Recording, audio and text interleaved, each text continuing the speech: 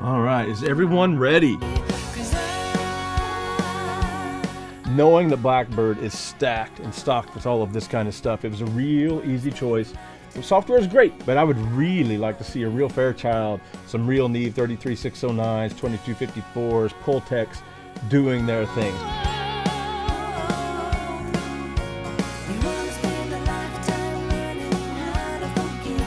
This is going to be a good time.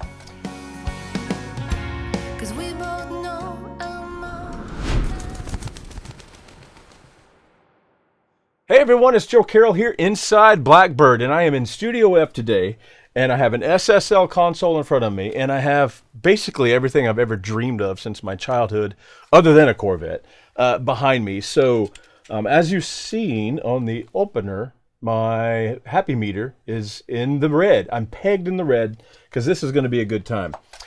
So my friends at Blackbird asked me about doing a video and said I could do any kind of video I wanted. So I thought about it for about 2 seconds, knowing that Blackbird is stacked and stocked with all of this kind of stuff. It was a real easy choice, and this is what I want to do. If I'm sitting on my couch today, I want to watch a hardware video.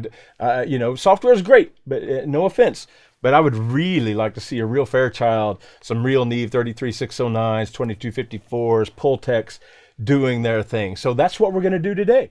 So when I was thinking about what kind of track I would want to bring in and put through this madness in here, I was thinking obviously organic, but I also wanted it to be fun and happy. And my mind went right to an artist that I produced named Jen Cove. And she had this one song that has everything that I would think when I think of this stuff. SSLs, I think of real drums, I think of bass guitar, electric guitar, real acoustic guitar. Believe it or not, it has a banjo. Yes, it's pop, but it has a banjo, as you will hear. Some great voices stacked up. It's just going to be a lot of fun. I'm really looking forward to diving in. And so what we have accomplished so far, I brought in the Pro Tools session, everything at Unity, nominal levels, and we laid it out across the console. So that's one of the first things you have to do is think about what faders you want everything to return on. And so that's what we've done. And we went ahead and patched in choice gear on a handful of things, but they're not inserted yet. So when I first bring up the signal, it's going to be raw. The only exception is the stereo bus, which we have a Pultec. Now, I'm not doing any frequency treatment to it yet, but you're still going to hear a little bit of that tube transformer goodness. But on our stereo bus, we're going to have an SSL Fusion. We're going to have a Pultec, stereo pair of Pultecs, as well as the bus compressor that comes in this intersection of an SSL. They're just, to me, that's part of the sound of rock and roll history. Music history in general is the sound of an SSL bus compressor. So let's just dive in and start getting some good levels, hitting the console in a sweet spot on the stereo bus, and have a good time. Okay, so I have the song queued up to verse number 2. I know I should just play the whole song, but I'm just going to start kind of getting drum levels, and I can see my stereo bus and know how hard I'm hitting it.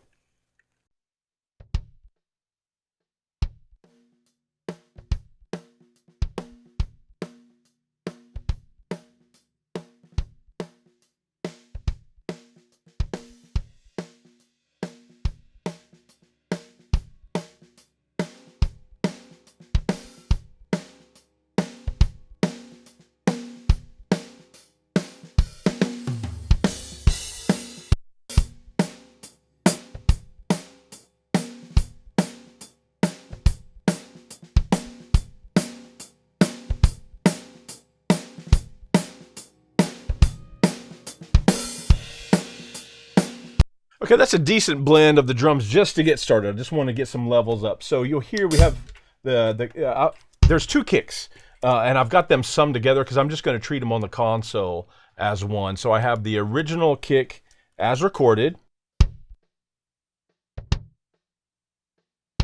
and then I had laid in a sample. Both of them sound good on their own, but they're filling in where the other one is weak. So you put the 2 together.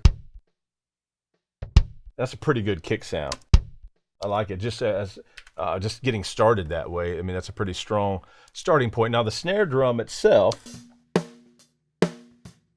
little dark. We'll be adding some EQ to that. And we also have a sample in here.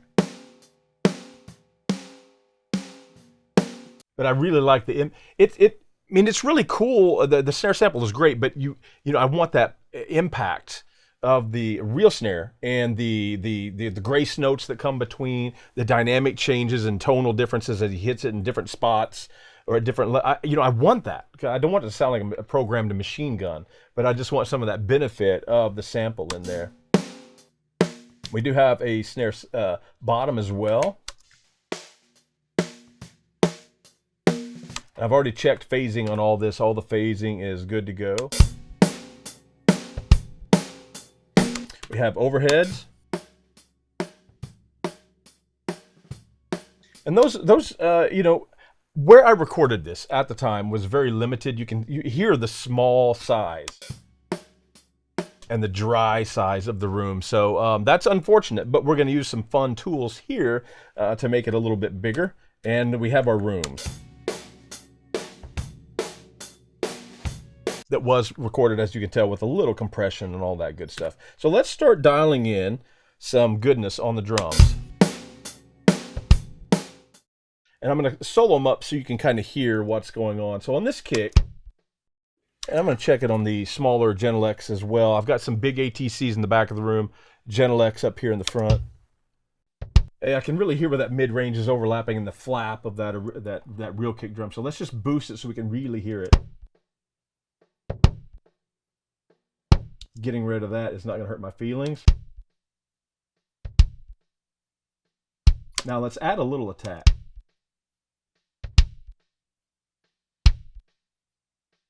You'll notice it's the attack that it's kind of the chest hitting attack. It's not the real shiny like this, like the 8K kind of thing on a. It's not that. Although sometimes I add a little of that as well, but it's really an octave below that, probably around 3K or so. It looks like it's 2.5, somewhere around in there. And we're going to add some compression. I'm going to put the insert in.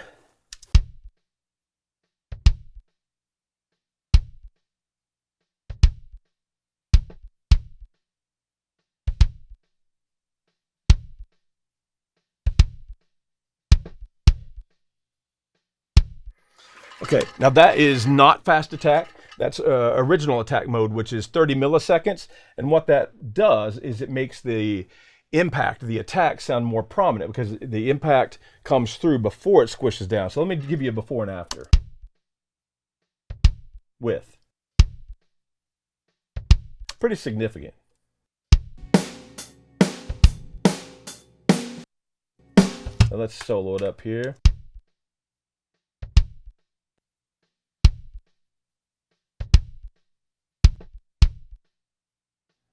It doesn't just get loud. I mean, it seems like it's getting louder because it sounds more powerful. And also, SSLs do have an auto makeup gain feature, which is a really cool thing because the auto makeup gain, I've heard people say, well, it's fooling you because it's louder, and you think it sounds better because it's louder. But here's the thing about the auto makeup gain in analog gear. It is better because you're pushing analog circuitry. So is it getting louder? Yes. Is it also getting better? Yes. So that's, I don't see that as a bad thing. It's a powerful feature to use. Let's go to the snare drum.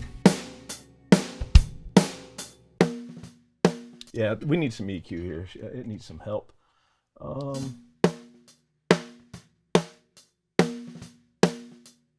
Right there, it's about 5K probably.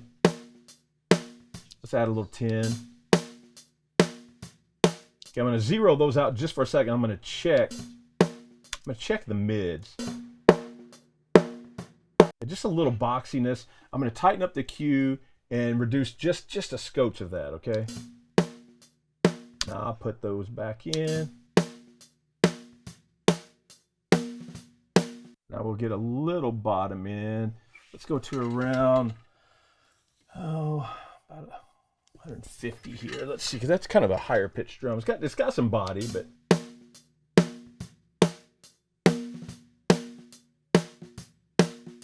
now that's already got. I can hear that it was tracked with compression. I can hear that point, so I'm not going to add any more. But what I want to do is go ahead and bring this sample up.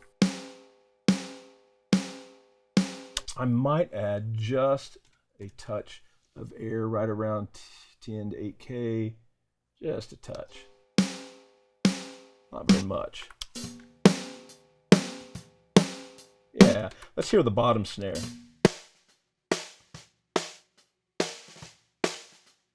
Okay, we're gonna add a little.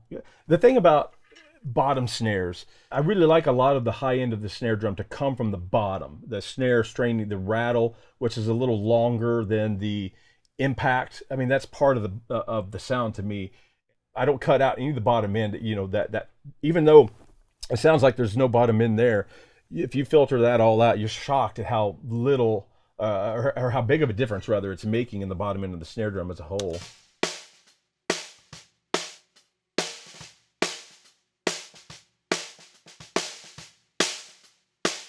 Let's hear that with the snare top.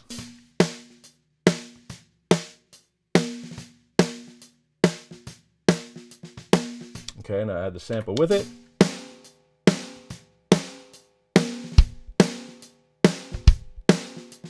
Okay, very good. Now let's put the insert back on the kick and leave it there.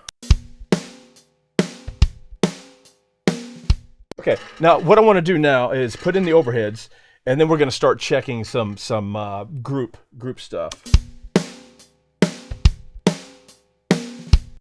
Okay.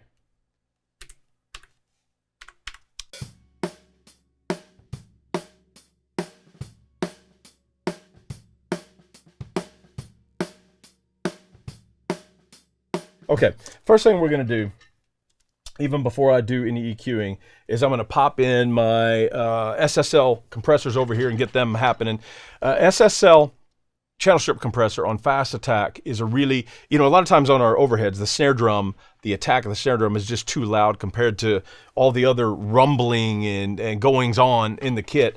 And so you can't get the overheads as loud as you'd really like them as far as the sustain and that glue thing that they're giving us. So the fast attack setting is just a really powerful feature.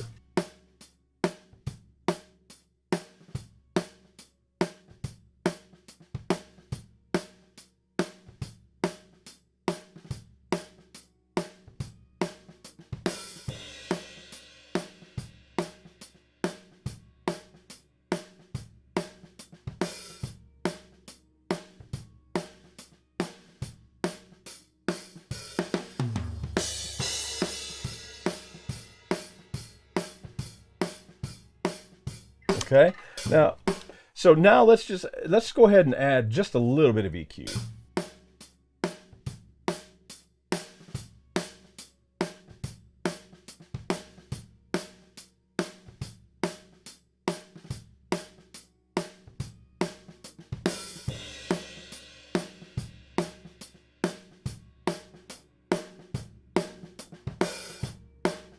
Yeah, all I'm going to do is add just a little bit of top end. So now let's get that. Now I should show you before and after on the compression. So this is with no compression. You'll hear it as a group, how it just kind of tightens the difference between what's loud and what's not loud, and makes the overheads just much more usable.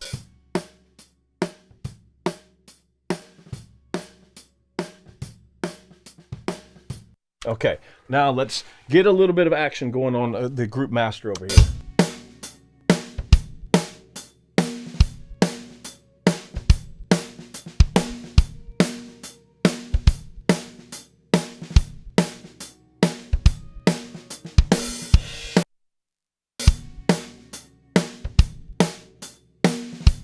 All right, cool. And what I'm going to do now is I'm going to add, I should mention, I have 4-to-1.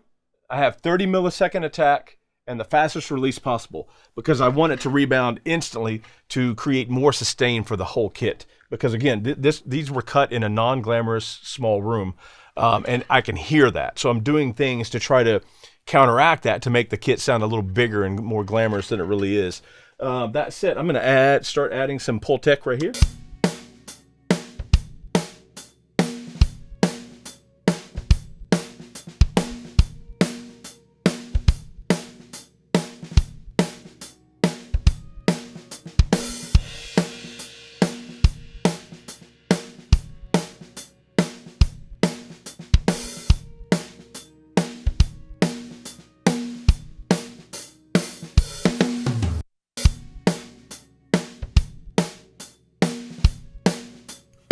Okay, it's just quite a noticeable difference. So the thing about a Pultec, we're adding a couple dB of 10K, and we're adding about 2.5, 3 dB of bottom end at 30.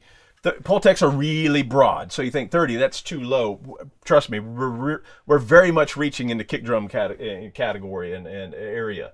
But we're also attenuating, which as you know on a Pultec, you use them both, and it sounds even bigger and better. So I'm going to let a little bit roll, and then when you see my fingers flip the unit up, you'll hear the difference, okay?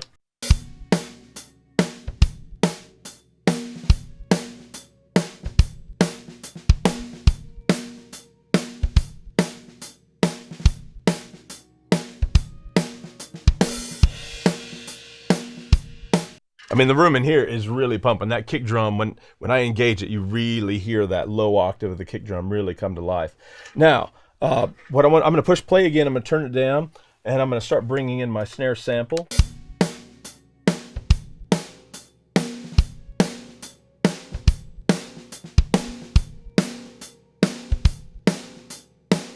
Sounding good. Okay, so what I have now is I have a drum bus crush. Yes, I do crush on drum buses. I think of them a lot. I obsess over them, but it's not that kind of a crush. It is basically I have a bus going that's the kick, the snares, and the toms. And that's coming up right here, and they're hitting our distressors back here. So let's just kind of dial something in there.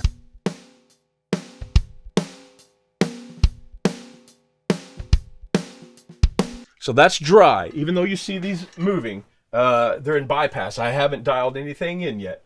So let's just take a look here. Attack-wise, you know, they're very fast. So if you have them all the way fast, they're going to obliterate your transient, and that's not what we want. So let's start with about 3. Let's go 3 and 3. The thing about the release of a distressor is they're even faster than, I think, gosh, I can't remember how fast they are at their fastest setting, but it's really, really fast. So sometimes it's too fast for me, so I slow that down to about 2 or 3 very often. So we got them linked. Let's put a little, let's leave that out for now, and I've got it 6-to-1, and let's just we'll start pushing a little input into it until we get the compression that we're looking for. Okay.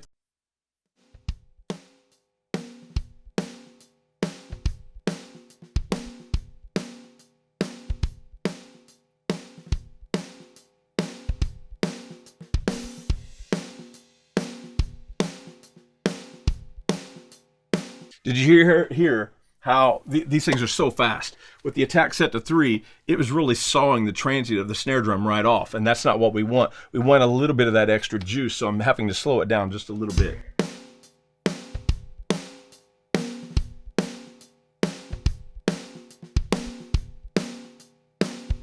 Okay, now for a little bit more fun, we're going to engage this section right here, distortion 2 and 3. Distortion 2 is a little smoother level of distortion. Distortion 3 is a little more aggressive, a little harder. And let's just kind of hear those in action and choose between them.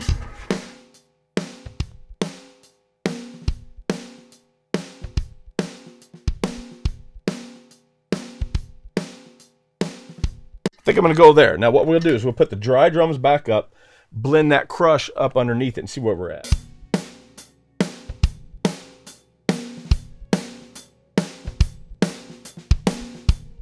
I'm going to speed up the tack just a little bit, because I'm hearing the snare drums get a little too loud on the impact, and I want more of that body underneath it.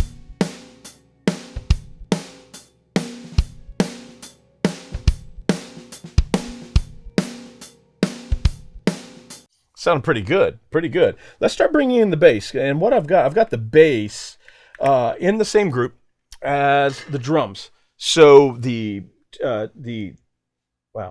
SSL is actually compressing them both together, making them pump just a little. And as you'll see, I'm going to make sure I'm moving the meter and the needle just a little bit, but it's not going to be anything aggressive at all.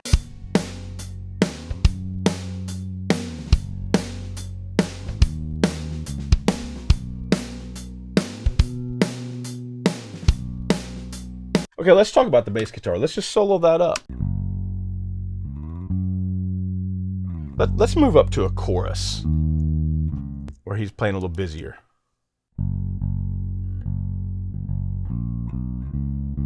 Nothing wrong with that at all. I mean, that's a good, clean DI bass. But let's run a little funky business on it. And let's put an insert in right here. Let's hit the compressor right here. No, we're actually hitting the EQ first, I believe.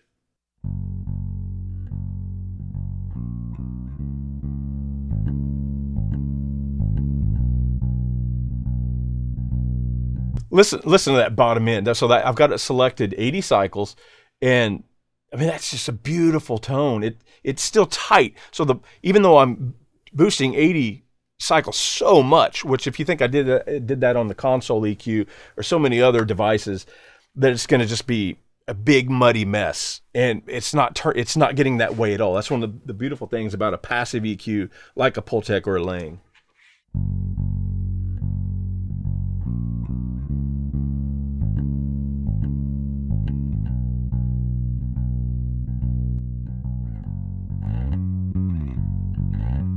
So it really comes alive. So I'm adding also 2.5 is the lowest that I can add up here on the attack. So I'm really slamming that up there because I want to get a lot more attack noise to cut through the track, because we're going to have a lot of stuff going on. Now let's compress it with this blue stripe.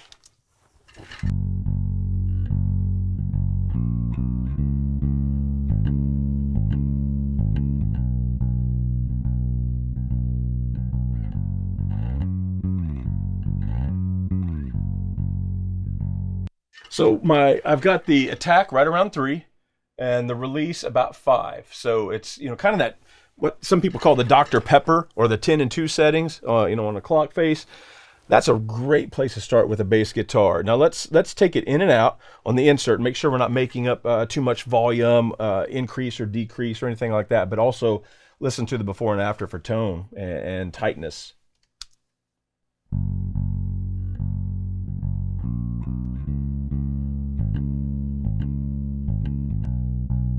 This is out again.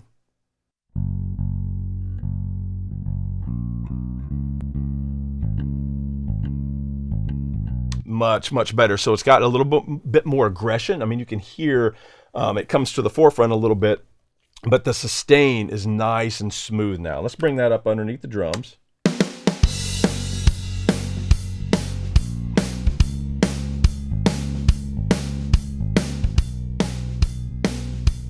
Loving it. So what I'm going to do right about now is I'm going to start bringing in some stereo bus stuff. I just checked the stereo bus metering and the subgroup metering, and I'm in a good spot, because that's something to think about. When you're mixing an analog, there's sweet spots. You push too much level into it and you get distortion. If you don't push enough level into it, your noise to ratio is off, for example, various things.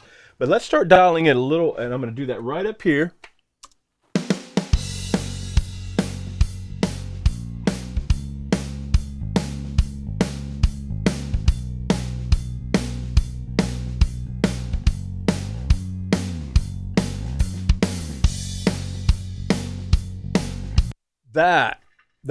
This vintage drive section of this box is so freaking good. Listen to that one more time.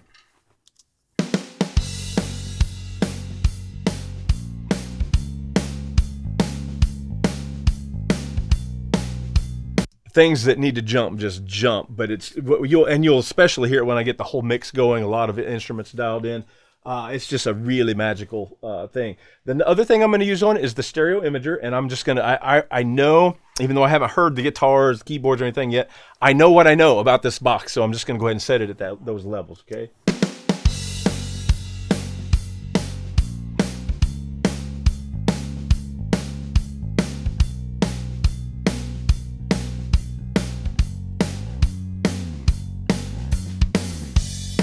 Are you having fun yet? I mean, I'm having a blast. I don't want to leave.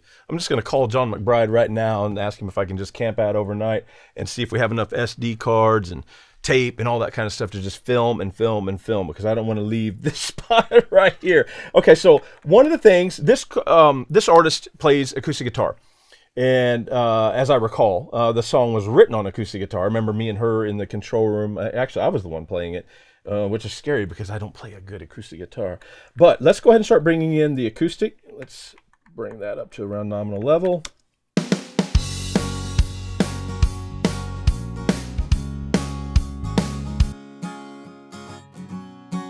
Okay, so that's one acoustic guitar, hard pan. So it was recorded in stereo. So you hear the stereo action, but it's just one pass. I mean, it sounds great, but it does need a little help. So we're going to engage the acoustic inserts. And what we're going to do is we're going to hit this right here, this guy right here, and the Neves. So this is going to be fun stuff right here.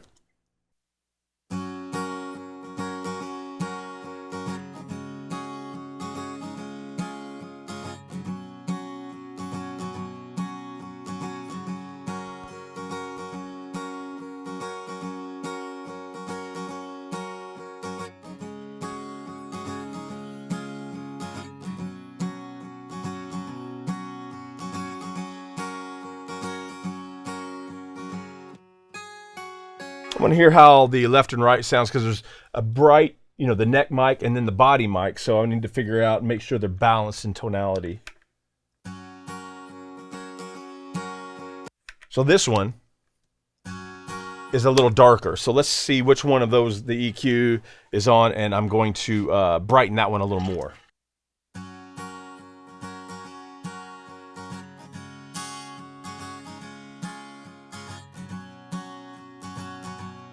Now let's see if that balances out the frequency response.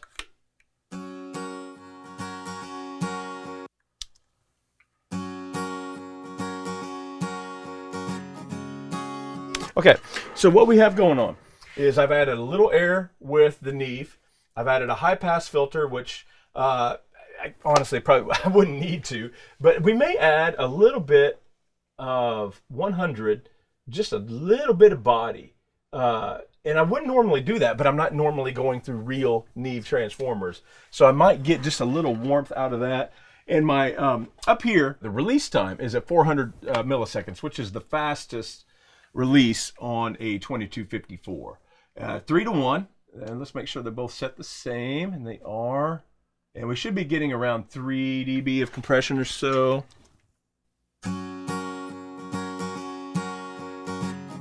Yeah, that should help. Let's put it in the track.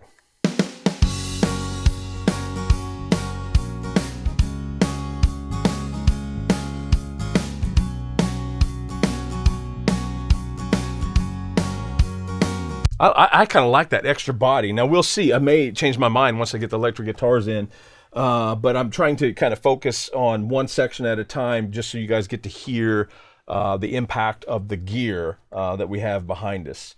So that said, let's start bringing up some electric guitars. I got them right here.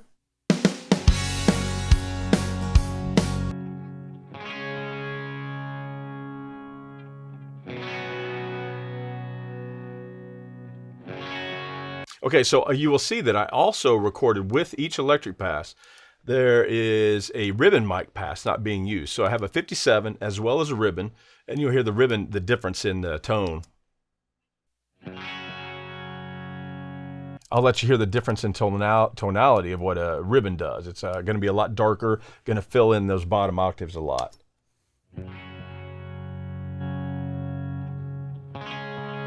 So you'll see, here's 57 only, then I'll put the ribbon with it, and you'll hear the girth really fill out.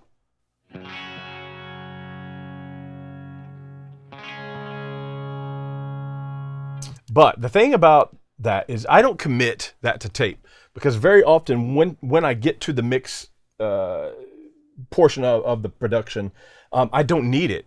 That bottom end is just something I don't need. So I generally don't blend it in, print it to tape, make a decision on the day of tracking, because I just know that a lot of times, as great as it sounds when we only have a few instruments going, by the time there's 48 tracks or 100 tracks, it's just too much. So I'm just going to stick with just the 57s right now.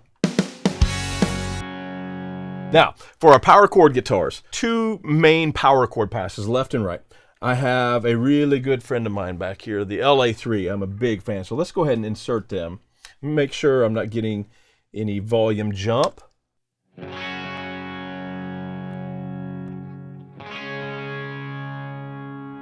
So what I'll do is I'm going to dial in. You'll see I have the gain set where it needs to be, but the peak reduction is off. And the thing about an LA3 on an electric guitar, you just barely move it is all you really need to do, unless it's really spiky, and that's not what we have here.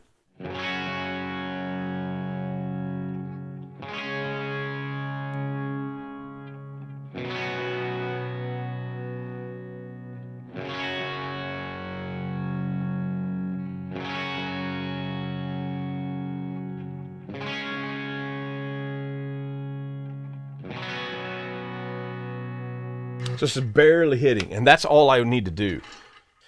Okay, so this is going to be a before and after, and you'll remember as I EQ, the differences will get even more vast. So I'm going to start with the compressor out, and then you'll hear it, the tone kind of tighten.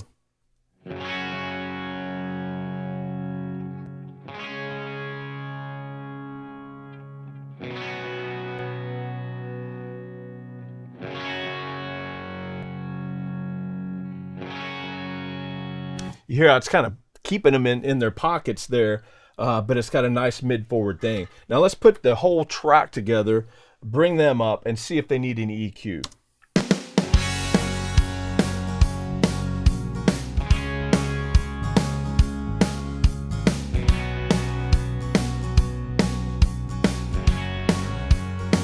I really like them the way they are, but what I'm going to do is I'm going to put a little bit of that SSL top end, just a tiny bit of shine on them.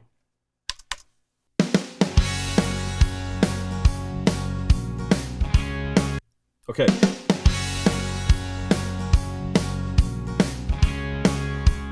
And the other thing I'm going to do is I'm going to engage the high pass filter and set it to what is around 100 cycles or so, because that low end stuff that's down there I don't need. And the other thing I'm going to do while I'm thinking about it is I'm going to put a little bit of high pass filter on the acoustics, because the high pass filter and the Neve, like that one, they're fairly broad. This will make sure that there's nothing 80 cycles, 70 cycles, that kind of thing, causing the mix to pump, because we don't want any of that.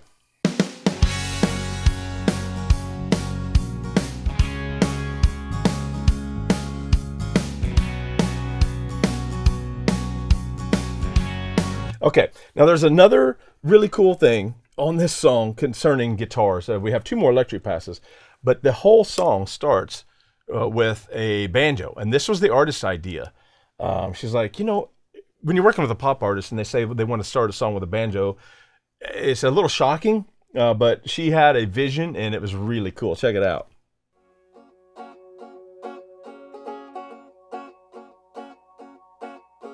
And then she starts singing.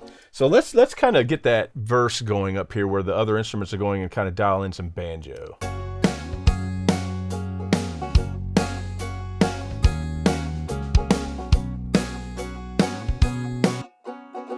Okay, so what we're going to do here is I have a little compression that I'm going to use, and I'm just going to go ahead and insert that right now.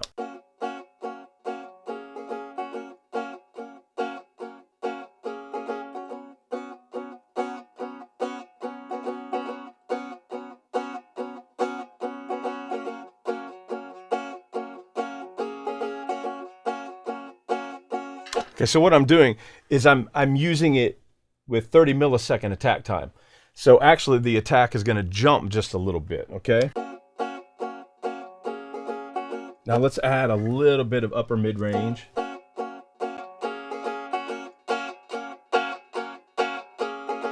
Something kind of honky and snotty like that. Now we'll add a little gloss to it too, but that 2K snot, for lack of better terms, is going to be what helps that cut through the mix with all the other stuff we've got going on.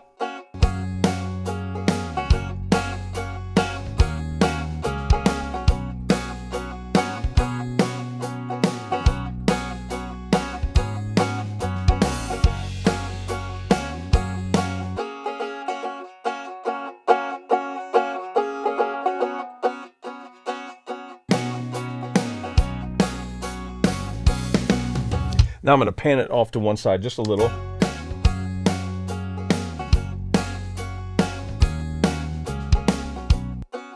Okay, let me show you what difference we've made. So I'm going to take the EQ out as well as the insert out, and I'll play it for you. Then I'm going to engage both of them at one time.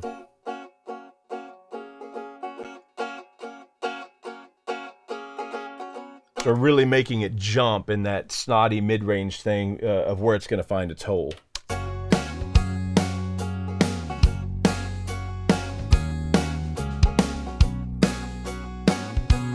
Because it's not supposed to be featured, it's just supposed to be fun.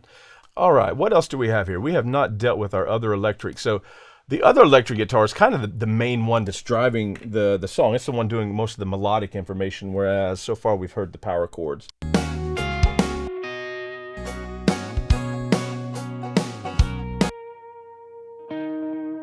Okay, so since I have the banjo leaning to the right a little bit in the mix, I'm going to put this guitar a little bit to the left. So we have our hard panned elements, but then we have some business going on up in this range too that are kind of counteracting each other.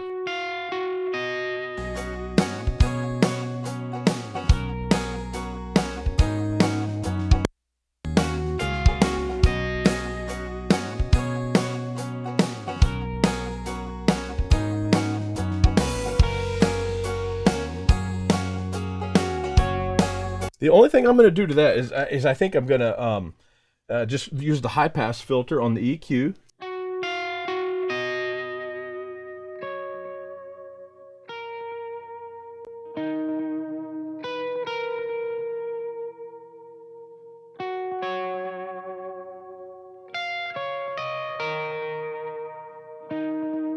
Okay.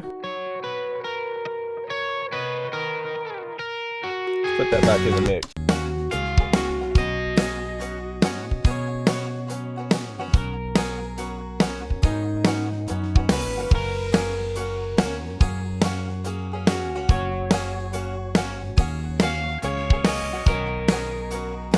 Yeah, okay, now it's kind of all coming together. I'm going to start going back and putting a few high pass filters in.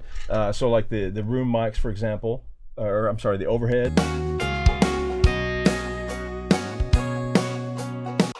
The snare.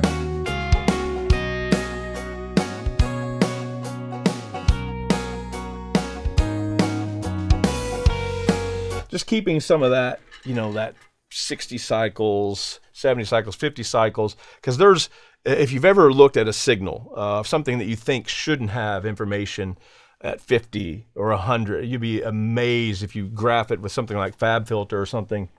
Very often, there's a lot of stuff down there. You think, well, I don't hear it. The problem is when it adds up on, a bunch of tracks, all of a sudden it is affecting the tightness and the bottom end of your kick drum and your snare drum. So it's good to just get rid of that stuff by habit and just be done with it. And you know what I'm looking at right here is tom-toms. And I'm realizing that we skipped right over those little guys.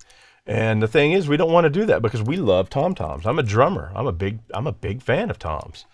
So let's solo tom 1 and 2 up and just kind of hear them in the buff here. Okay. So I've already got them cleaned up quite a bit. But what I'm going to do is to get them in the mix, I can already tell you they don't have enough pop. So we're going to put the insert in on both of those. And we're going to loop playback here. And I'm going to go dial in some compression on them. And this is the non-fast attack SSL sound.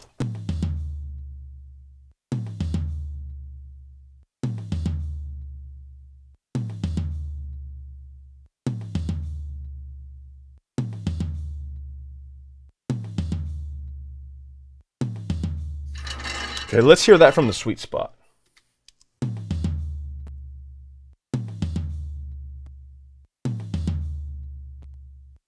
I'm going to get even a little more aggressive with the amount.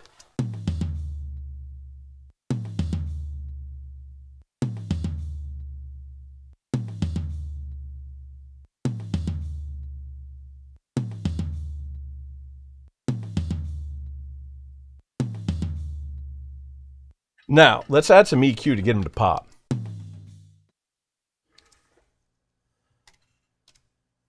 Gonna go ahead and high pass filter as well. Down to real bottom end stuff. Just get rid of that 40, 50 stuff.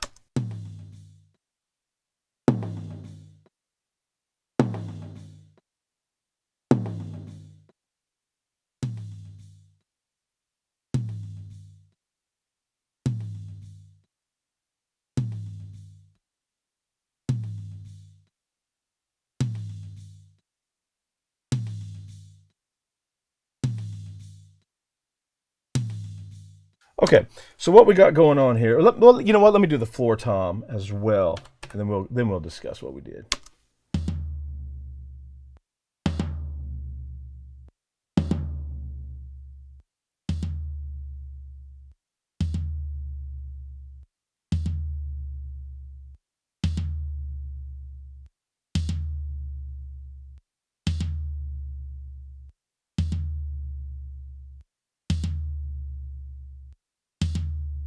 Okay, let's hear those in the mix. Make sure they're right. Let's solo up the drums here.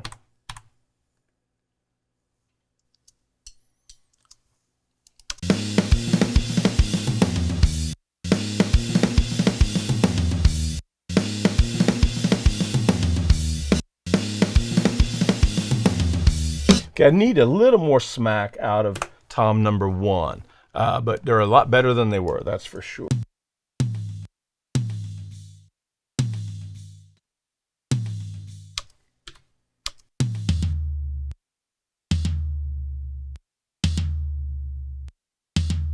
Let's see if that's too shiny. That may be, I know in solo it sounds like a lot, but it doesn't matter what it sounds like in solo. It's all about in the mix.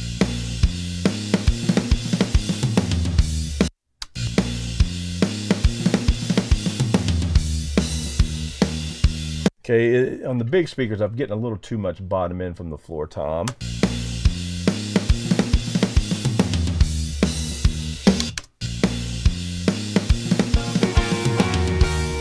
That's a lot better. So what we did on the toms, we have the SSL compressor, the channel strip compressor from the 4000 console over here on regular attack, which is 30 milliseconds. So it's providing us a little pop before it tightens up the tone.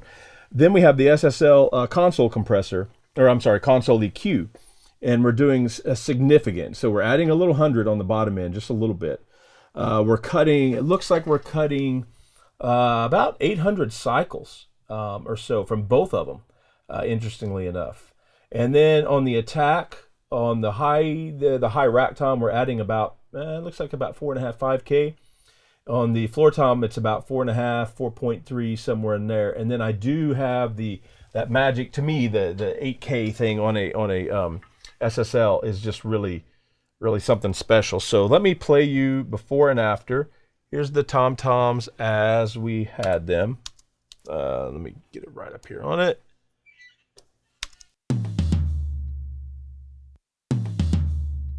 Okay, now with the compressor, and you'll really hear what the compressor is doing jump after we get the EQ.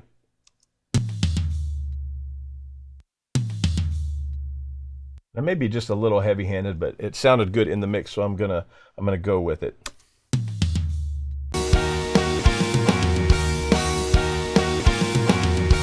Yeah. Let's see what this fill right here sounds like.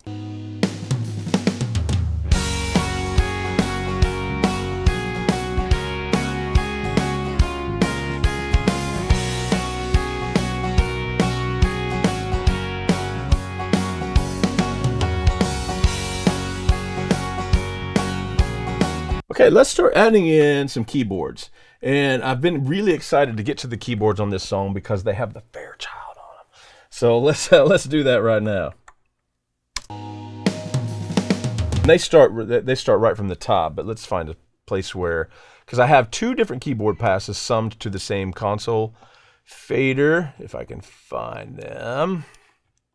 There they are right here. And it's a pad and some vibes.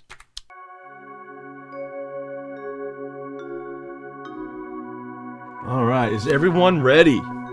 Is everyone ready to hear this guy in action? So compression is off, or at least the threshold is off.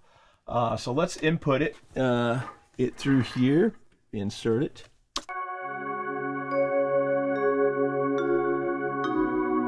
You notice the level is jumping.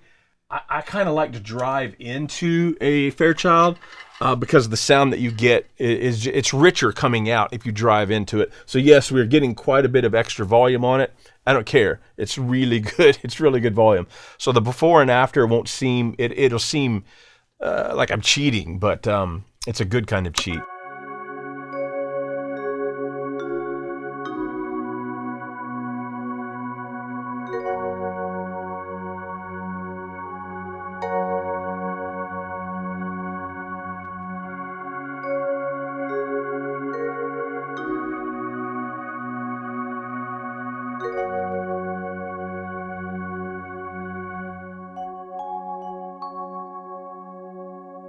So I could probably gain stage into it a little bit better by increasing the clip gain on those keyboards, so I didn't have to, you know, have the threshold over this far, but I mean, it's sounding good.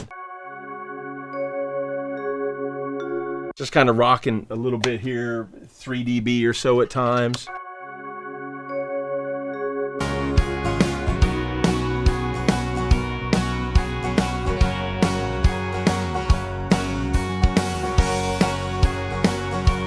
Okay, let's do this. Let's solo these keyboards up and see if they need thinned out a little.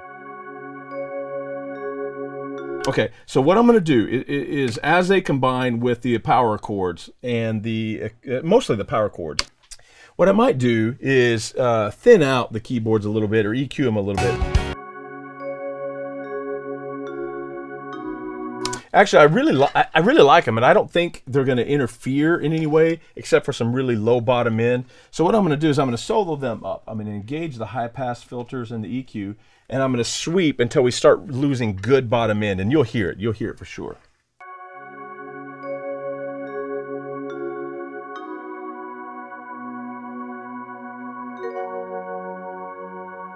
Okay, before and after.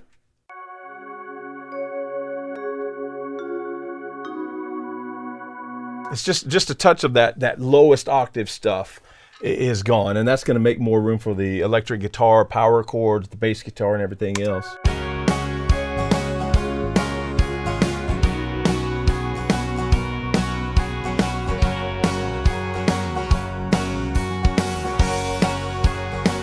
Sounded great. Okay, there's another keyboard pass that we have here, and this is some kind of like a bell synthy kind of thing that's playing melodic lines.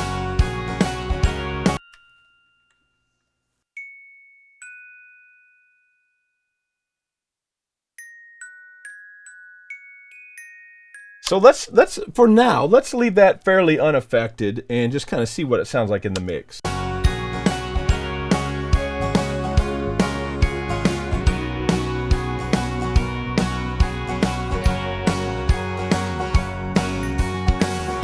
Okay, I really like what they're adding. I mean, it's a really cool thing, but at times they're just a little spiky. And honestly, I don't think it's an analog kind of thing. Even though I could use something like the limiter section of a 33609 would probably do the thing, or the 2254. But I think what I'm going to do is I'm going to bring in a brick wall compressor like Maxim here. And let's see, let's link these. Just bring it down until the transients are kind of chopped off.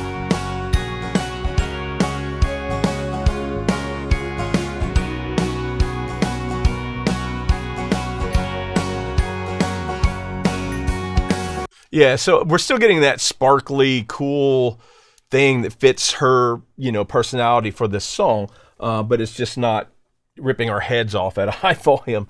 Of course, you know, all of us have relatives that are older and have worked outside and used heavy machinery, and they don't even hear those noises to begin with. But for those of us who can hear it, it would drive us crazy. So I think that's a lot of the instruments. We have one more electric guitar here. Let's see where this guy, he comes in on the bridge. Let's see what he's adding to the mix.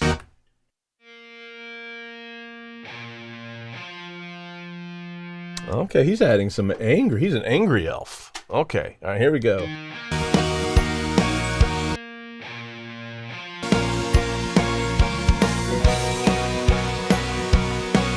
So I have the one electric guitar over there. I have the banjo over here. This guy only plays in the bridge.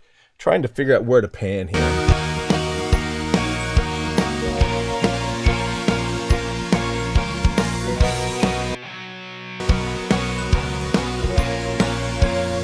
I'm going to pan him over here near the banjo to offset the other electric guitar that I still really hear, because the banjo at this point is getting kind of covered, and I think that's great. He does not need to pop out there whatsoever.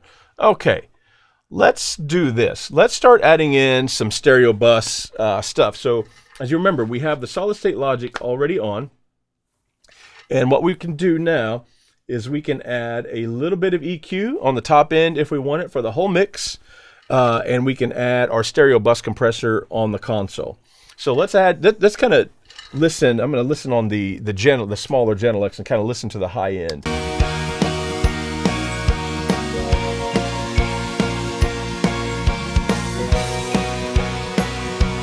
Okay, let's add just a touch of, let's set it to 12K here and add a touch of that.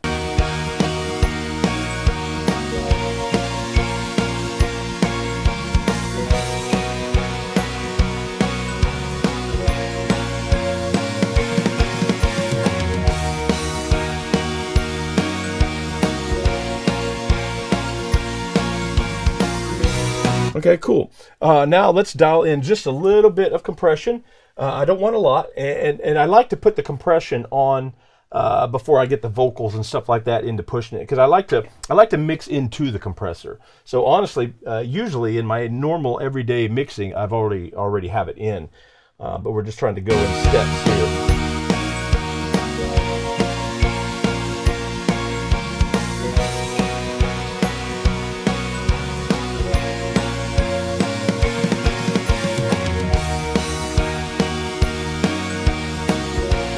Okay, to recap, I have a 2-to-1 ratio, which I don't like to bury my stereo bus compressor. Some guys do, and they make it really work for them.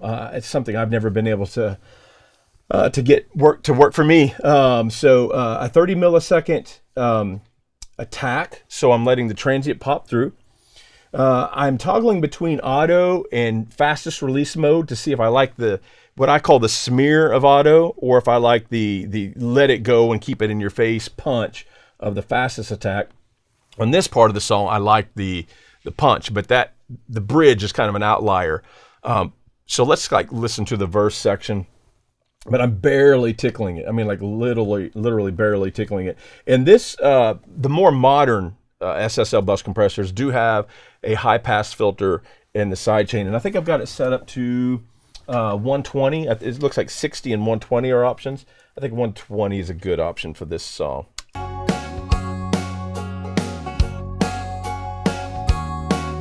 So what I'm going to do is I'm going to get a little, I'm going to go up here to the chorus. I'm going to get a little too aggressive with it. So I'm going to start with the fastest release, and then when I point to you, I'll switch it over to automatic and back and forth, okay?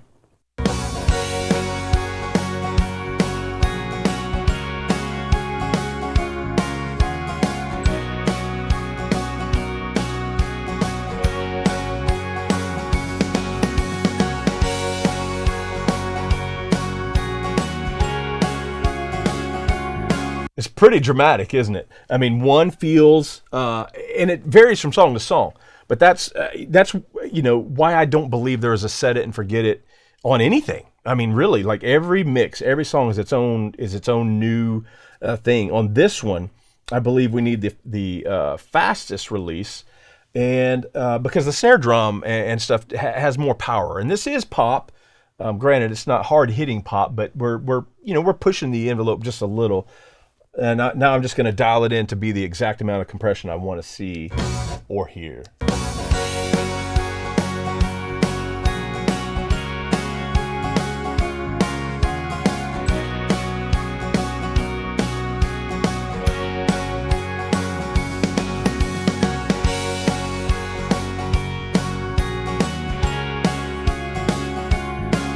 Okay, I think it's starting to sound really, really good.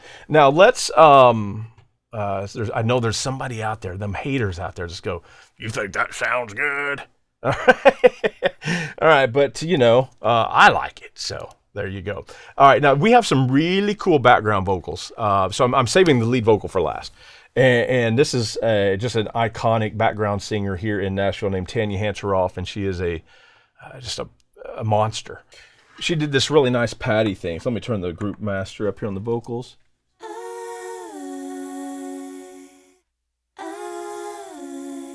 So I've already got that panned in full stereo, and that's the way I'm going to leave it. Let's go up here to these other background vocals. Give them a listen. I'm learning how to love you. Okay, so there's some single line harmonies right here. My side.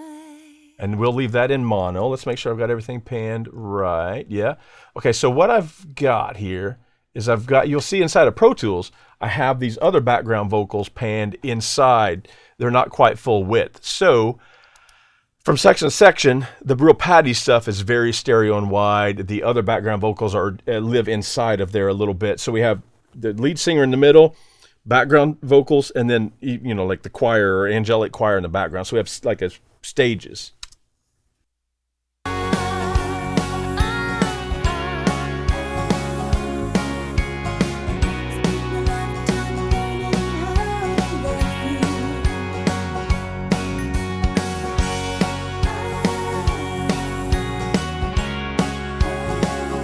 That's how good she is. I have nothing going on. She's just that good. But what I will do is on the console, I will high pass filter it. I'm not going to EQ anything yet.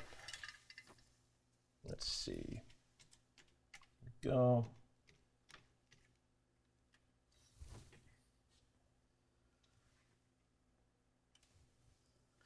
You just don't want any of that stuff that hits a tube mic. Like I said, it's surprising sometimes if you ever graph it how much information is down there in the range that you don't want.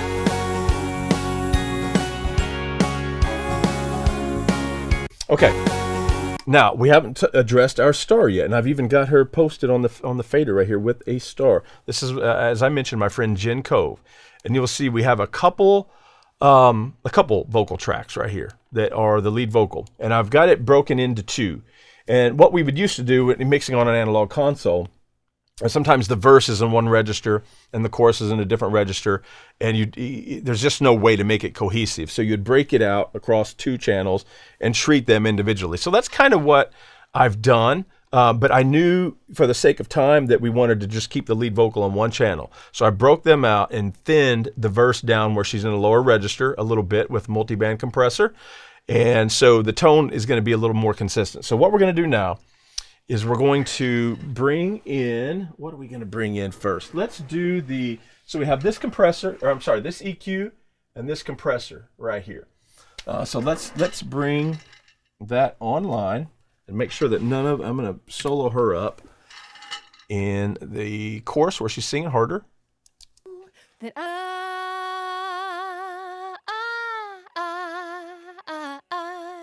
okay. Wanna spend a lifetime.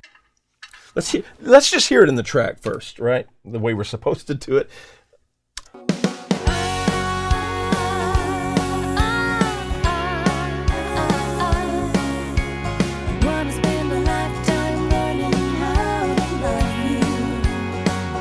Okay, so she definitely needs to be brightened up and to have some air, right? I mean, that's just one of the things that I'm hearing immediately. That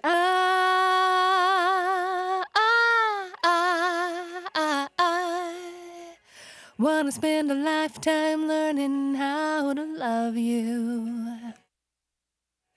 And I hope.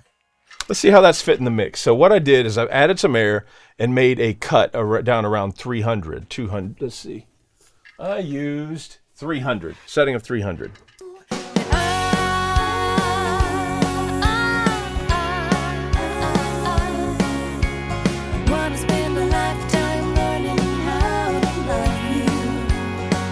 Okay, let's compress it and see, because we're EQing into the compressor, so that's going to tamp some of that high end down. A lot of times when you compress something quite heavily, like we do in a lot of modern music, the mid range just completely changes, as you know, especially the low mids, and so sometimes you have to go back and adjust EQ accordingly.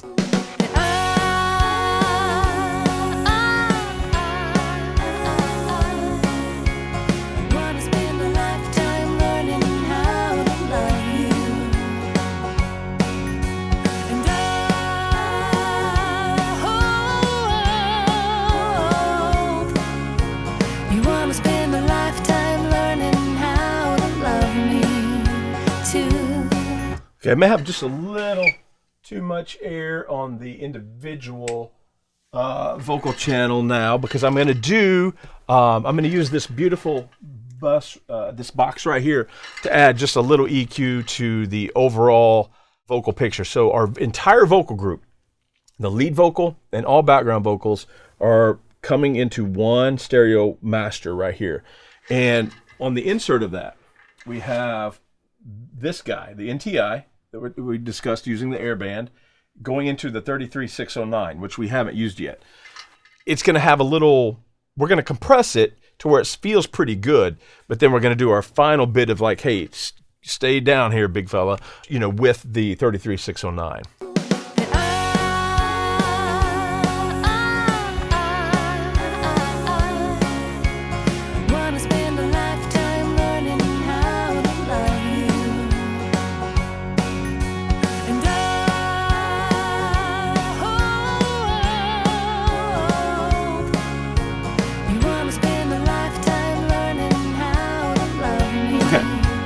Let me tell you about the settings on the 33609.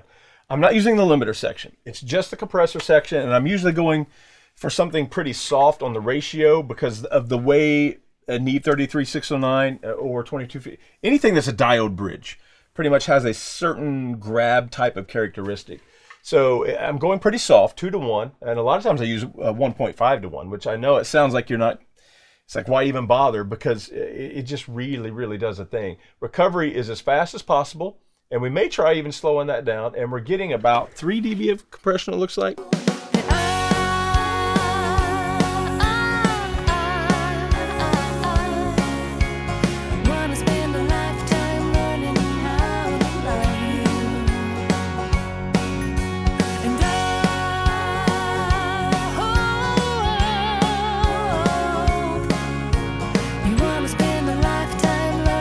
Okay, we're starting to get there. That's sounding like she's down in the track a little bit.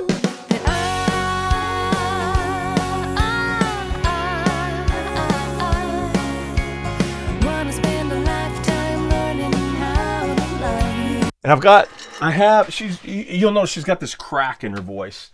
It's part of her personality. It's part of her thing. So I've got the attack on the Tubetech pretty doggone fast. Ratio, you know, 2-to-1 is labeled and 10-to-1 is labeled. Anywhere in between there, you don't really know what you're getting, and it doesn't matter. You're fixing it. You're adjusting it by ear anyway. But this is feeling pretty good.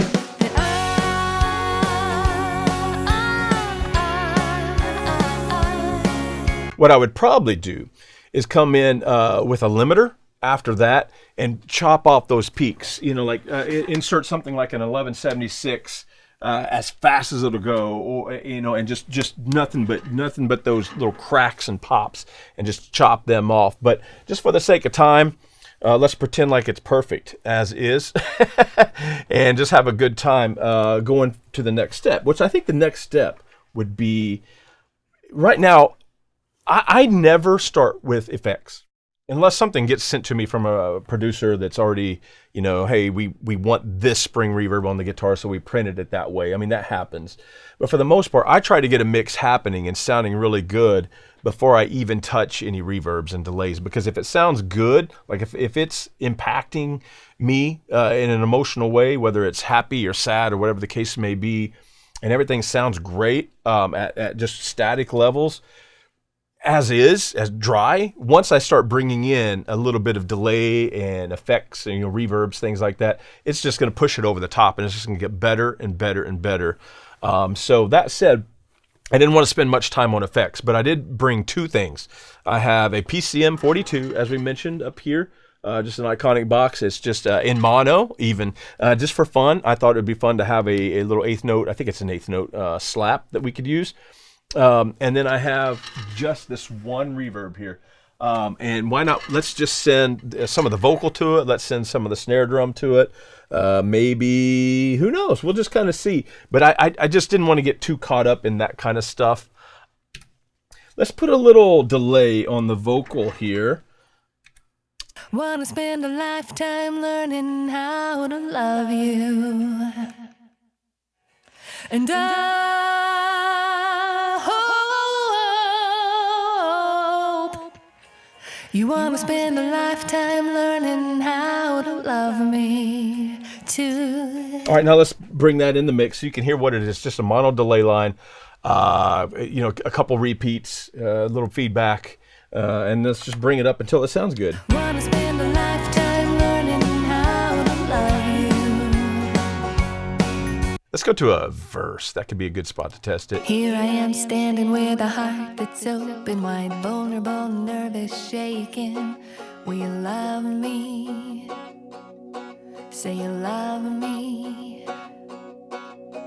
I have been around a half a block of time. Let's try it up in the chorus too, where it gets a little bigger.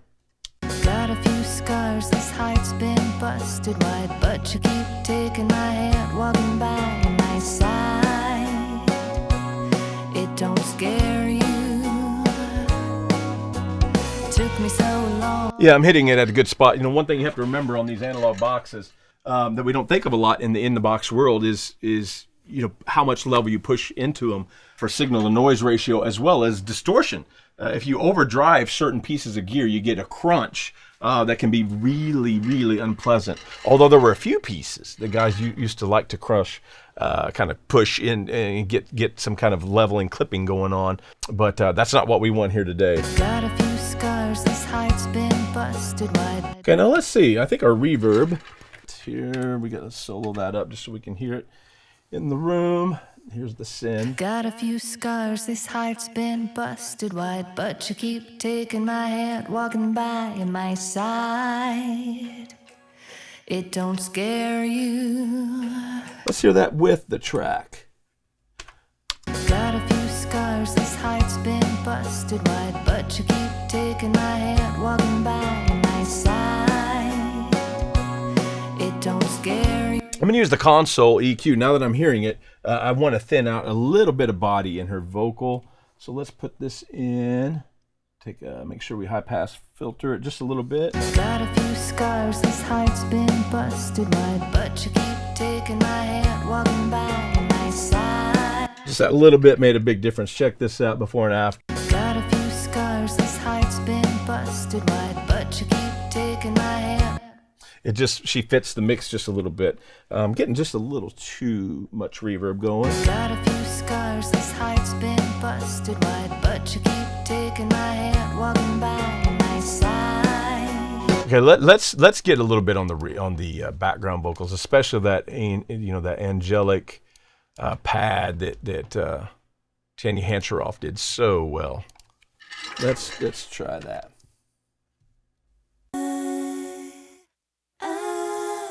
That sound right there. Let's add some fun goodness to that. I mean, that's the kind of goodness to do, is fun goodness, right?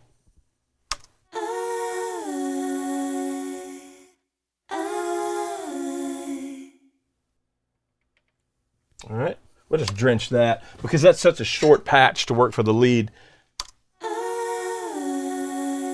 Still helps. And let's do this on the other background vocal group too. Add a little bit of that.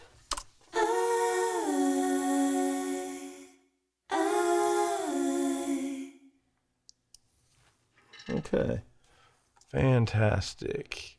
Now, what would we want to do with the drums? Because again, we're going to try to use one reverb on everything, just because we're not scared. It's just not the way we roll here at Blackbird. So let's solo up the drums, and let's clear these solos right here.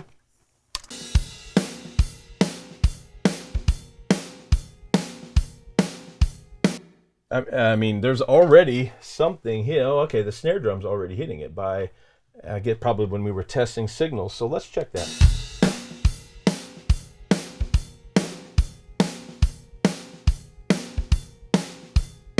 That's plenty. I mean, this isn't the kind of song that I would want a lot of reverb on the drums. The room mics and that snare sample and the amount of compression that we've done on the overheads and the room mics is really kind of doing it for me. Let's check the tom sample, or the toms aren't samples, but let's check them in this breakdown section.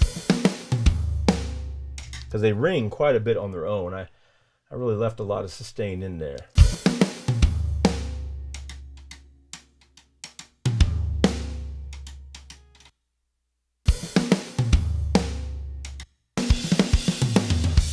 Let's hear that in the track. What a drum fill that is. My gosh, you hear that thing?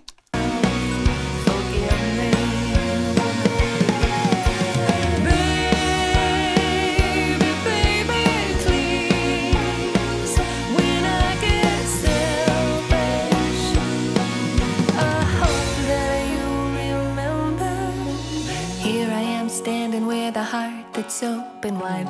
So obviously it's going to need a lot of automation because there's a lot of scene changes in this song. But as far as a static mix, man, I'm pretty happy with where we are.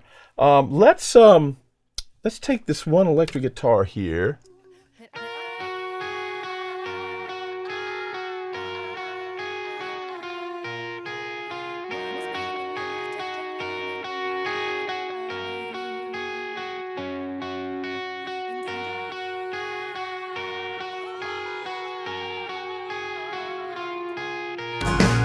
Let's add just a little bit of stuff to him, just the one guy that's playing melodic, and then we're going to leave everything else bone dry because I just don't feel like it's really needing it. So let's just let me just kind of get a rough balance going here and just kind of listen down from chorus 1. We'll back up just a little bit. Yes, I know. Oh.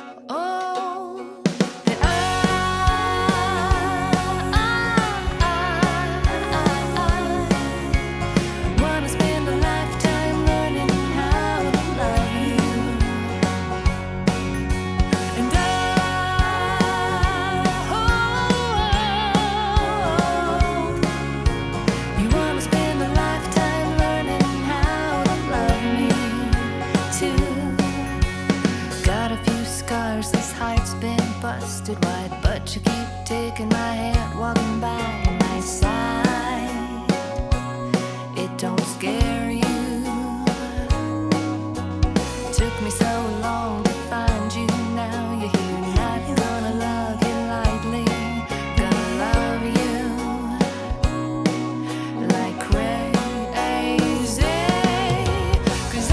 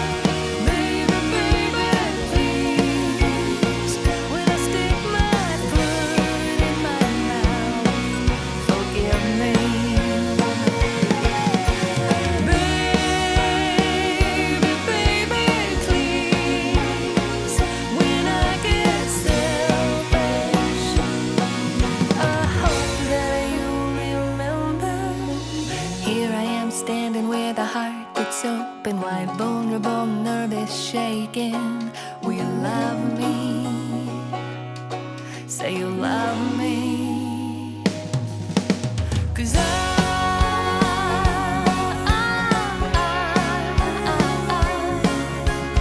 wanna spend a lifetime learning how to love you. And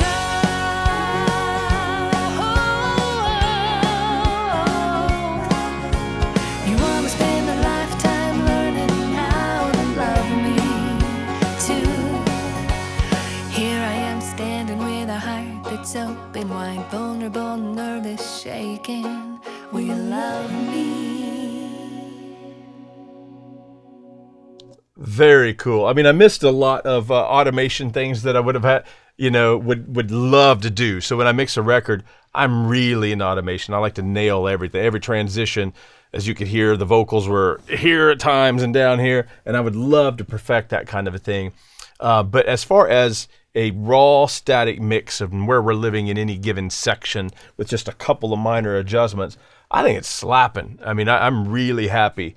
And then I can go in there and move, whether it takes me 30 minutes or 2 hours to get the automation correct to where everything stays where it should for the entire song. That's one of the things I enjoy most about mixing. Anybody could copy the settings that I have on that blue stripe, for example, on the bass guitar. Anybody could copy any of this kind of stuff. I think what makes us unique as individuals, and why I'm different than Chuck Ainley, and Chuck Ainley is different than Chris Lord-Alge, and Chris Lord-Alge is different than Bob Clearmountain, and all these guys, is what we do here. And obviously EQ moves as well, but how loud do we think anything should be at any given time? Do we push the snare drum? Are we one of those guys that kind of pull it back and hide it a little bit? How far out front is the vocal? How far is it not? How is it down in the track?